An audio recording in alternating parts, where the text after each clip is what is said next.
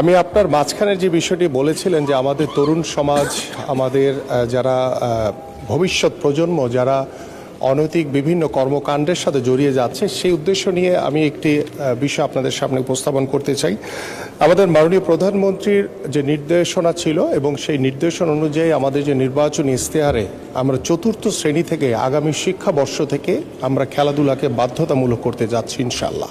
এবং সেখানে 7টি ইভেন্ট রয়েছে। সেই 7টি ইভেন্টের মাধ্যমে আমরা শুরু করব এবং পর্যায়ক্রমে আমরা বিভিন্ন ইভেন্টকে অন্তর্ভুক্ত করে আমরা পড়াশোনার পাশাপাশি খেলাধুলাকেও সমান গুরুত্ব দেওয়ার মাধ্যমে আমরা বিশ্বাস করি যে আমাদের সন্তানরা যখন বাসায় ফিরে যায় তারা দেখা যায় যে ডিভাইসের প্রতি আসক্ত হয়ে যায়।